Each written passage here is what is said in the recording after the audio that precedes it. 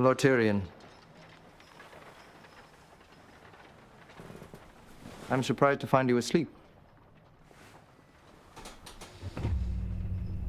That makes two of us.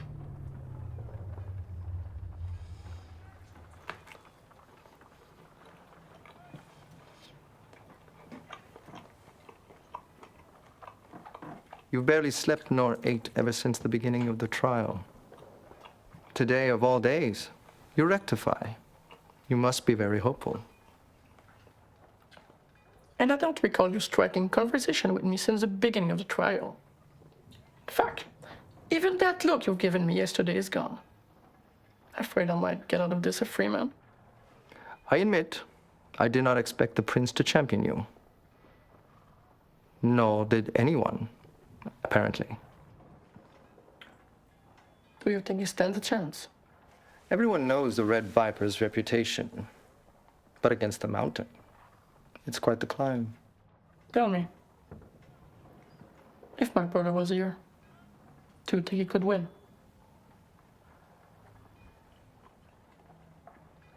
Sir? I don't know.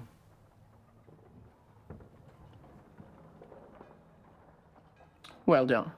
We'll see how good of a climber the snake is.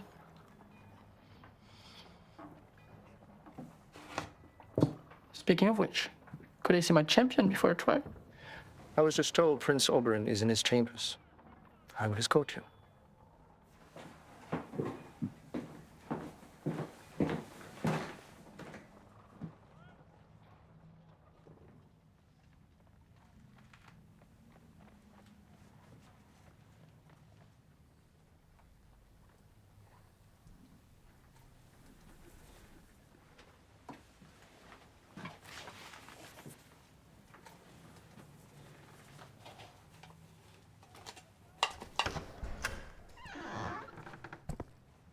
Good morrow to you, my lord. Will you take a cup of wine? Should you be drinking before battle? I always drink before battle. It can get you killed. Worse, it could get me killed. The gods defend the innocent. You are innocent, I trust? Only of killing Joffrey. I hope you know who you're about to face. Gregor Clegane is... Large? So I have heard. He's almost 8 feet tall and must weigh 30 stone. All of it muscle. He fights with a two-handed greatsword, but only need one hand to wield it. He has been known to cut men in half with a single blow. His armor is so heavy that no lesser man can bear the weight, let alone move in it. I have killed large men before. The trick is to get them off their feet. Once they go down, they're dead. Dimo, my spear.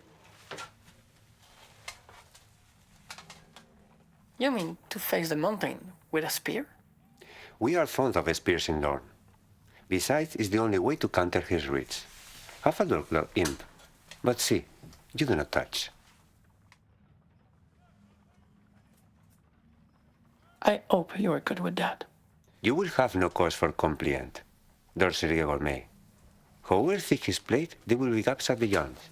Inside the elbow and the knee, beneath the arms. I will find a place to take care of him. I promise you. It is said that Lannister will pay his debts. Perhaps you will return to Sandspear with me when the dead bloodletting's done. My brother Doran will be most pleased to know the helpful heir to Casterly Rock. Especially he brought his lovely wife, the Lady of Winterfell. A trip to Dorne might be very pleasant, now that I reflect on it. Plain on a lengthy visit. You and Doran have many mutual interests to discuss. Music, story, trade, wine, the Dwarf's penny, the love and inheritance and succession. No doubt that an uncle counsel would be of benefit to Queen Myrcella in the trying times ahead. I believe I will have that cup of wine. Do you recall the tale that I told you in our first meeting, Imp? It was not for your tale alone that my sister and I came to Casterly Rock. We were on a quest of sorts.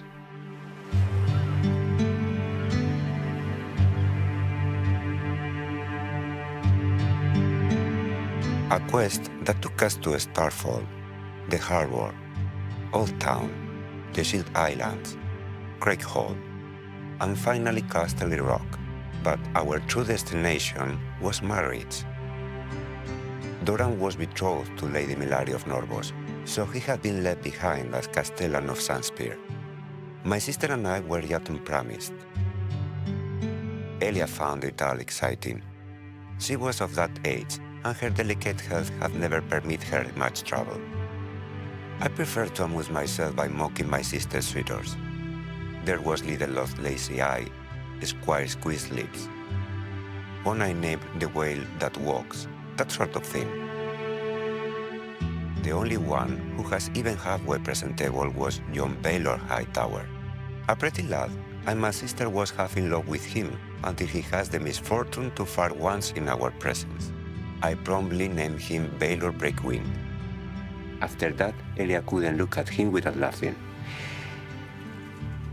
I was a monstrous young fellow. Someone should slice out my vile tongue. Lannisport was the end of our voyage. Were you aware that our mothers knew each other of old? They had been at court together as girls, I seem to recall, companions to Princess Rhaella. Just so.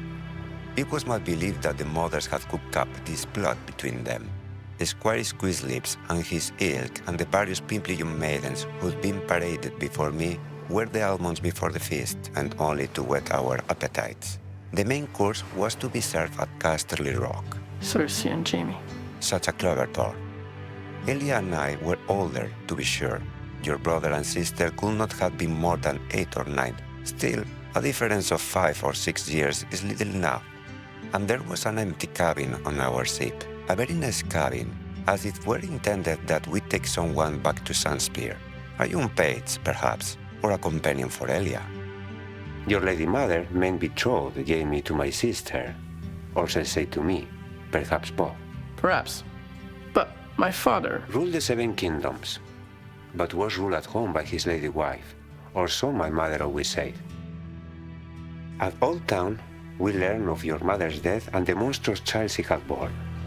We might have turned back there, but my mother chose to sail on.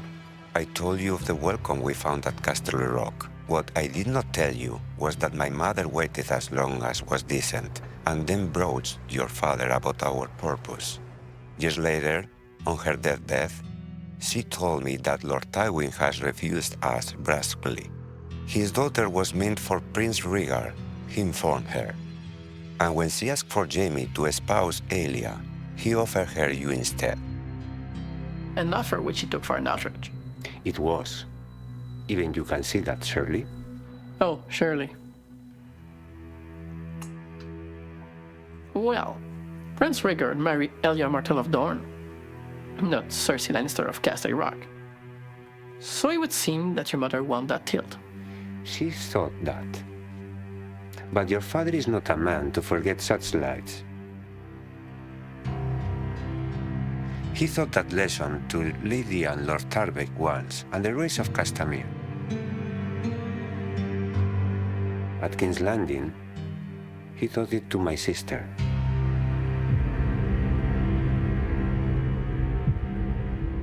My Demon.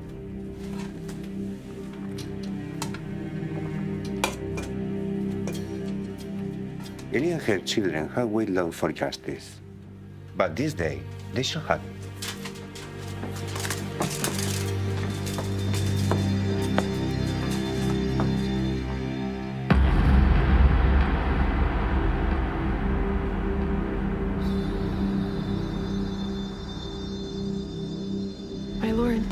My lord, it's time.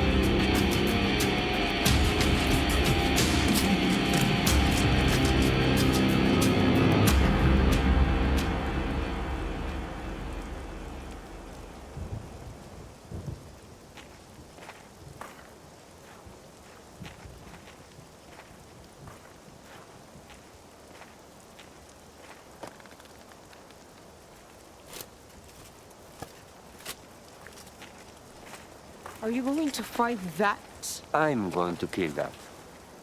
I hope to seven hells that you know what you're doing.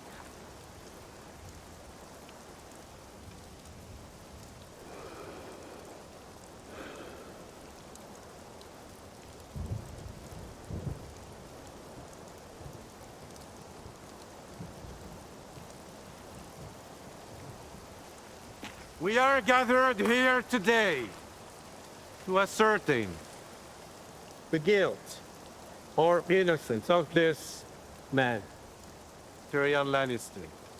May the Father above help us in this judgment, and may the warrior lend his strength to the arm of the man whose cause is just.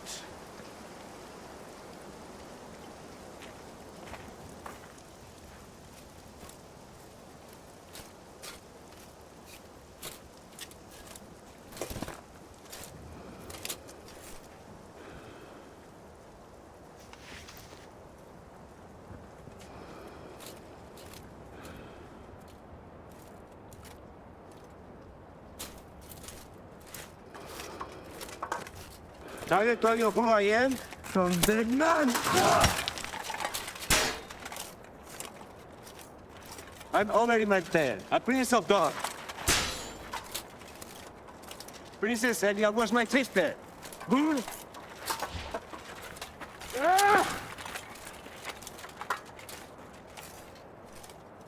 Elia Martell, princess of God.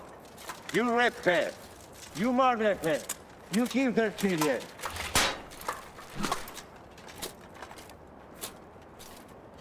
You raped her.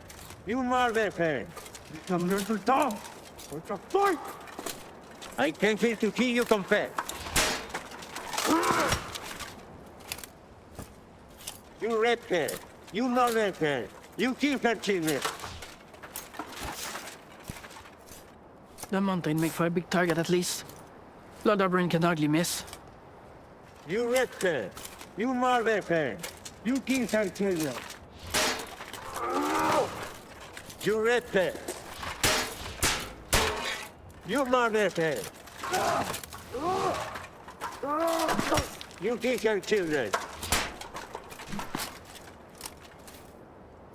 Oberyn is toying with him. The mountain is too bloody big to be any man's toy. You killed her children.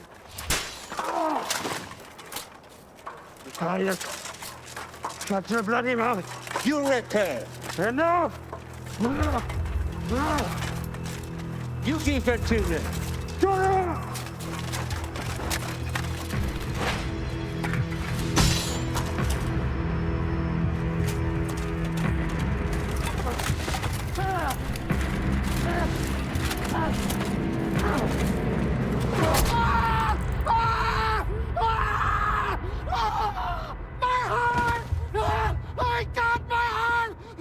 Shut up! Shut up. Somebody help me! Help! Help me!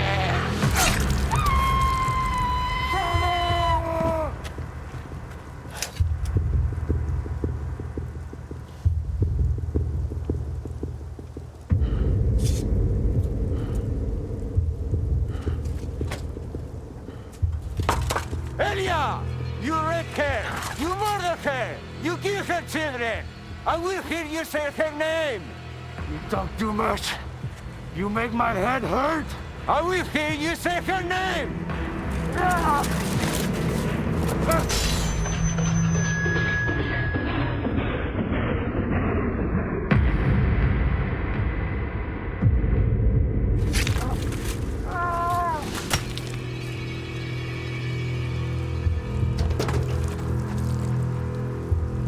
Fall down and die. Damn you. Fall down and die.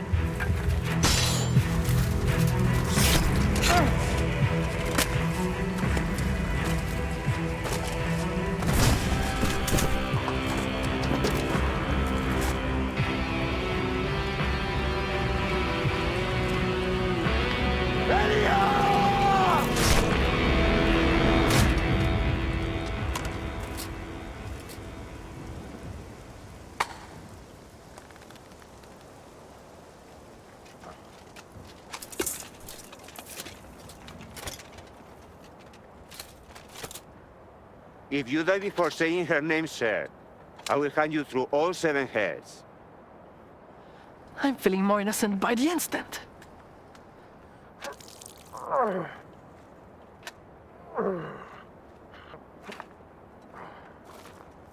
Say her name.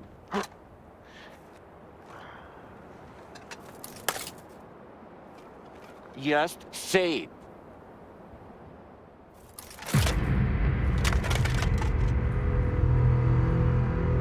Elia of Dorne! Ah! I killed her crying whelp, then I raped her!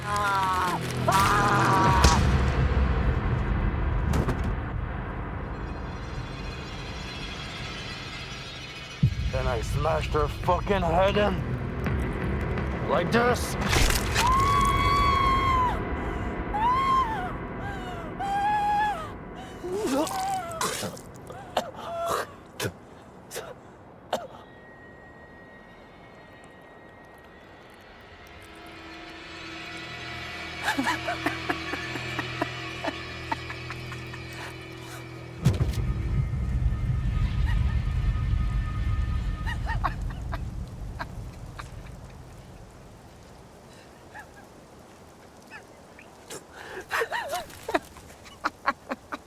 My lord.